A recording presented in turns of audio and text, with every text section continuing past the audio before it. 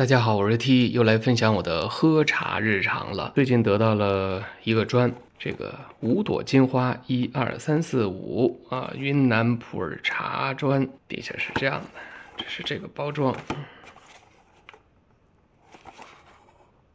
，250克。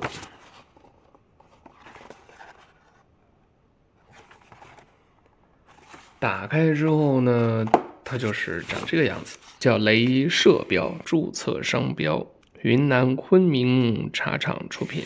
这个是繁体字的。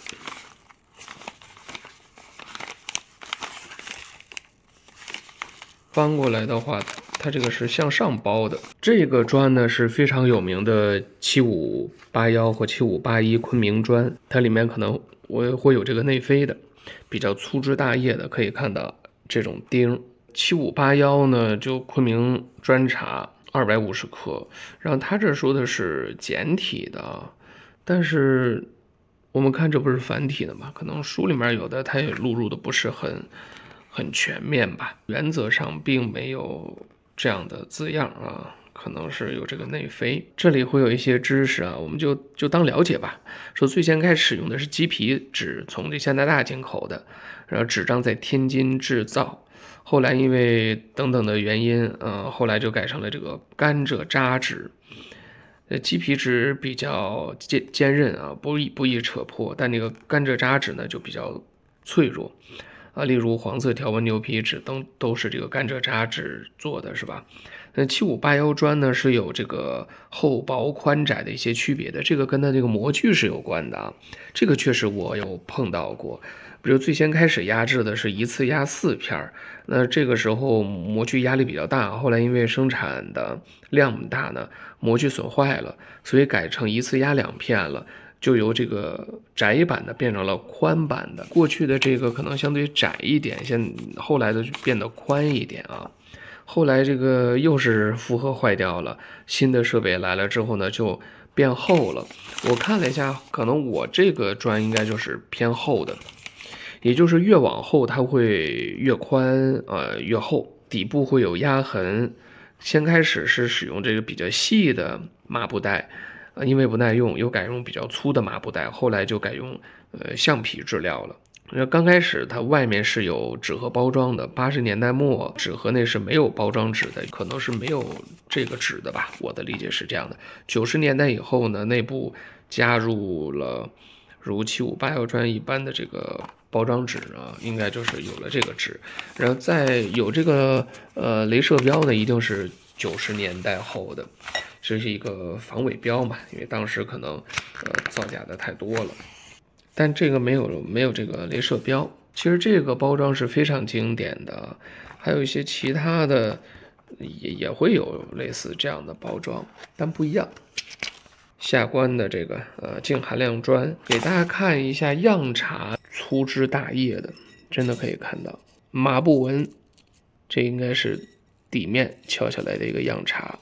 比较轻，现在已经把它拆开了，背面的这种钉，这样有4个，这样的有6个，然后它这个钉呢不是很尖，是比较圆润的，相对而言啊，侧面这样的看一下，它不是很突出。目前没有看到这个内飞，其中有些在内部埋入了省茶叶公司的内飞，也就是这个东西，你可以看到还是比较松的，手一捏一碰，好多就已经掉了。但这个如果是真的话，它的仓储相对而言是比较好的了。有些纸的话，这个已经都泛黄了，都是茶油，这个还相对比较好。有懂的朋友也可以交流交流，看这个是真的还是假的。这个纸也相对比较完整，如果是真的话，它的保存已经非常不错了。这个砖呢，我昨天半夜已经把它拆开了。这个砖真的非常的好拆啊，拿针一扎，它基本上手一掰就可以完完整整的对半掰开了。到目前为止没有发现那张纸质的内飞。找了一把德中，泡了7克多。这个叶底活性还是可以的，就没有说完全像有些老茶，黑的一塌糊涂。可以看到这个还有绿色的叶子，粗枝大叶的。这个呢是第3泡了，浓稠度还是可以的啊。前2泡呢，第1泡是洗茶水，第2泡是正式泡的，没有这么浓。这一泡基本上茶叶就都舒展开来了，密度或者我们叫浓稠度还是不错的。这第3泡呢，我没有去焖它，正常的放进去，然后出汤。我喝一下，感受和大家分享。很顺滑，非常的顺滑，边边上那一圈，它的密度还是不错的，真的就有点喝米汤的那种感觉，到喉咙那里很舒服的，自己就顺着滑下去了。喝酒的有些朋友说什么一线喉，喝完之后整个口腔里感觉被它附着着，很舒服。淡淡的悠悠的香，淡悠悠的这种回甘。朋友们可以说一说自己的想法，你觉得这款茶是真的吗？你喝过这款茶吗？你的感受如何呢？欢迎文明的交流互动。